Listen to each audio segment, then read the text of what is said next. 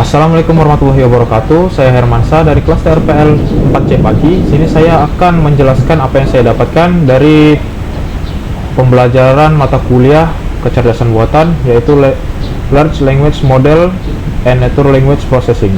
Di sini saya sudah mengerjakan step by step dari apa yang diperintahkan di sini. Jadi saya akan langsung menjelaskan inti dari perintah tersebut.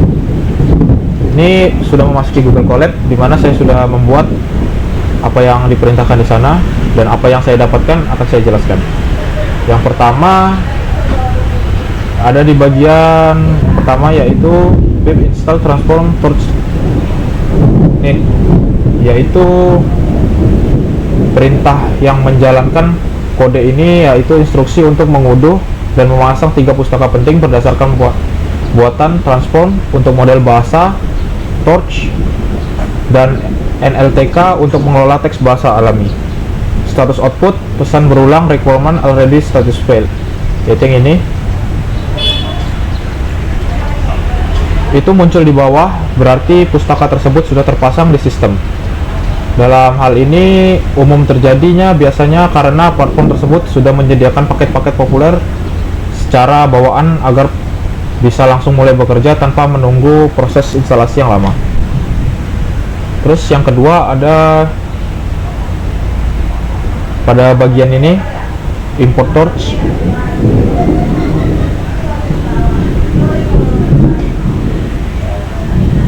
Pada bagian codingan ini menunjukkan tahap persiapan kode Python untuk proyek Natural Language Processing atau pengembangan model bahasa.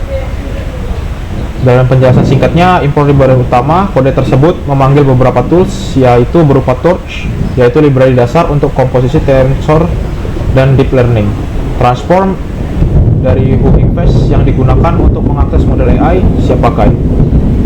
Terus ada NLTK, singkatan dari Natural Language Talking, digunakan untuk analisis bahasa manusia secara tradisional. Random digunakan untuk menganalisis angka atau pilihan acak keterangan kode tersebut untuk game 3. Ini adalah codingannya. Dan ini prosesnya. Terus selanjutnya di sini ada membuat model GPT-2. Pada bagian ini, pemuatan model AI dari platform Hugging Face ke dalam lingkungan berikut adalah poin yang ada di sini, yaitu ada yang pertama itu kode tersebut mengunduh model bernama Cahaya GPT Smart Indonesia. Ini adalah varian model GPT-2 yang sudah dilatih khusus menggunakan teks bahasa Indonesia agar ia bisa memahami dan menghasilkan teks dalam bahasa dengan baik. Yaitu ada komponen-komponennya juga yang bisa dilihat di bagian sini, yaitu ada config.json berisikan konfigurasi teknis model, jumlah layar ukuran dan memori, tokenizer config.json, kamus yang digunakan model untuk mengubah kata manusia menjadi angka yang dipahami komputer. Baru ada PyTorch model.bin, yaitu file ukuran besar sekitar 500 MB yang berisi otak atau bobot dari model AI tersebut. Selanjutnya di bagian ini, bagian selanjutnya yaitu ada dev predict next word prompt, yaitu menunjukkan penerapan model AI yang sudah dibuat ke dalam sebuah permainan tebak kata sederhana.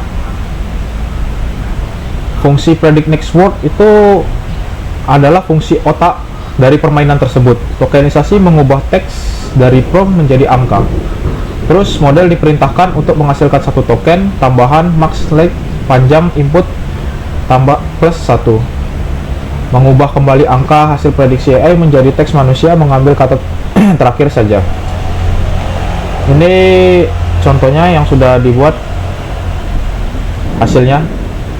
Next, selanjutnya ada di bagian bawah codingan selanjutnya, yaitu dev AI continuous story. Itu ada menunjukkan pengembangan lebih lanjut dari penggunaan model AI sebelumnya. Ya, ini untuk fitur storytelling atau melanjutkan cerita otomatis. Ya, penjelasannya yaitu ada fungsi AI Continuing Story. Fungsi ini, bagian ini nih, berfungsi dibuat agar AI menghasilkan teks yang lebih panjang. Max length 50, membatasi AI akan menghasilkan total teks hingga 50 kata atau token. Terus sample true. Ini adalah pengaturan penting yang membuat AI kreatif. AI tidak hanya memiliki kata paling mungkin, tapi mengundi kata secara acak berdasarkan probabilitas sehingga cerita tidak berulang. Top K50 membatasi pilihan AI hanya pada 50 kata terbaik. Selanjutnya ada Dev AI Character Response, dan ini adalah yang terakhir, yaitu pada bagian ini itu menunjukkan variasi permainan di mana memberikan kepribadian, personality atau peran tertentu pada AI melalui kode. Fungsi utama dari codingan ini yaitu ada AI Character Response, yaitu ini. Nah, itu berfungsi untuk menggunakan model bahasa untuk berpikir secara dinamis, mereka menggunakan sistem pemetaan, mapping sederhana. Itu dalam fungsinya terdapat kamus direktori bernama karakter.